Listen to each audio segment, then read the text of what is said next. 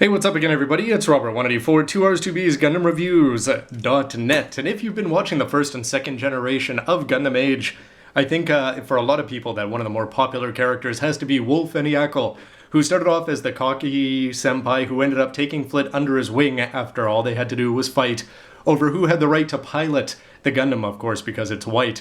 And in the end, Wolf was able to take that white mobile suit motif through a couple generations and becoming a mature and very good team leader, and basically molding Asum into the super pilot that he became. Sadly, along the way, if you know his fate from the anime, well, you know what happened. And one of the best scenes, I thought, from the second generation is when we got to see, after yet another time skip, we got to see Asum honoring his fallen Taicho by painting his Age-2 Normal up in all white colors, Wolf's custom colors.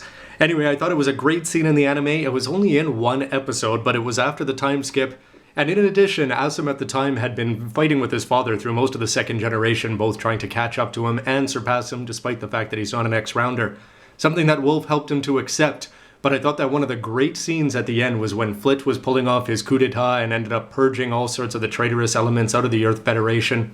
That Asum, who previously hadn't been completely trusted by his father in terms of his abilities, basically Flit stood there on the stage with the president in handcuffs, and even though the Vegans were throwing a mobile suit at him, that he just sat there and watched his son in Wolf's all-white, motif of the Age-2 Normal just cut through the bad guy and save him with just his beam sabers. Certainly a highlight, and it certainly inspired me, and I'm sure a few other people out there who have gone out and painted an Age-2 Normal, because we don't seem to have any indication from Bandai that we'll be getting one, so I suppose you can just take it into your own hands. For the paints themselves, nothing fancy, just some surfacer. I only did one coat, and if you look at it really carefully under certain lights, you'll notice that the white plastic, I was lazy and didn't paint the white parts. I just painted up the blue, the yellow, and the red. And anyway, I only put on one coat of surfacer and one pretty heavy coat of white.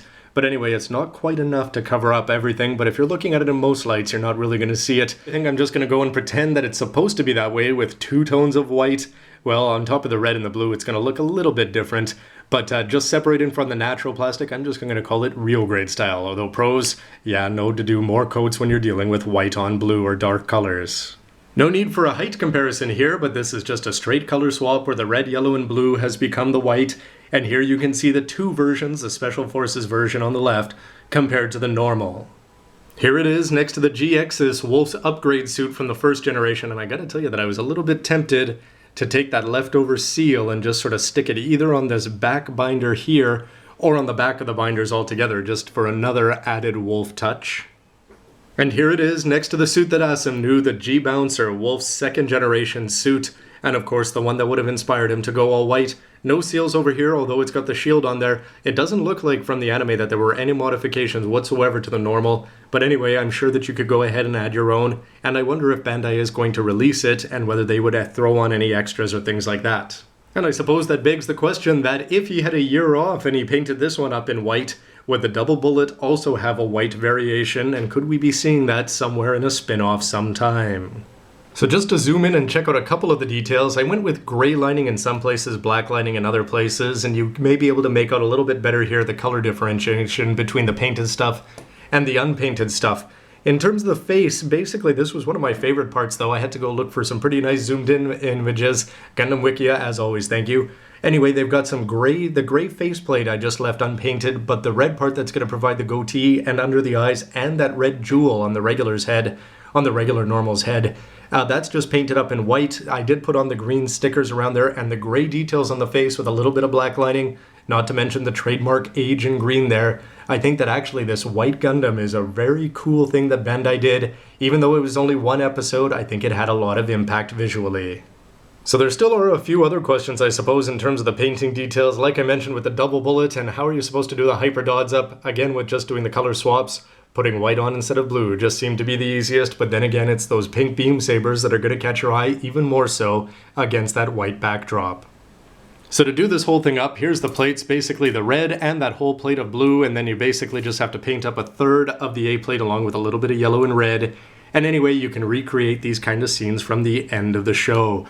All sorts of speculation about Asum's whereabouts after what we saw in the anime for second generation. Hopefully more stuff is going to be revealed in the manga, and yes, all those rumors of a black one coming up in the Dark Hound and the Age-2 Pirate, and basically it would be really cool because a lot of people lamented, including myself, that the Age-2 only had 2 wares compared to the Age-1, which is getting even more if you count all the MSVs and game stuff. But nonetheless, we've seen 3 for the Age-3 already, and to have 3 for the Age-2, whether you want to do 2 normals in white, or 1 in white and 1 in the double bullet, or the Dark Hound coming out. So in the end, the Age-2 is certainly going to stack up, it seems, next to the Age-1 and the Age-3, depending on the fate of the Dark Hound, and in that case, you could just throw in the white one as the 3rd wear.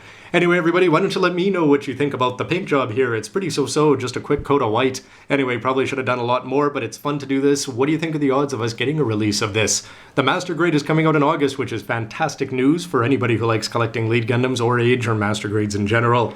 And I can imagine that the white one, could it be an online exclusive or that kind of thing? Or will people again have to take it into their own hands?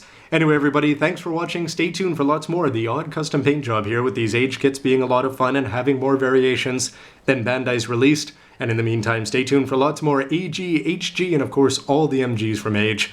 And as always, stay tuned for anime reviews as well every Sunday night. Thanks for watching. See ya.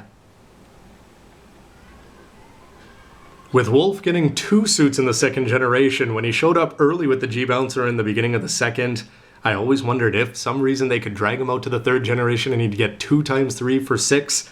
Well, anyway, that didn't happen, but the Age-2 is certainly a nice 4th to add to that collection. So there's the 3. Will the Dark Hound prove to be the 4th? You know, for an HG, there was a surprising amount of this pot used up.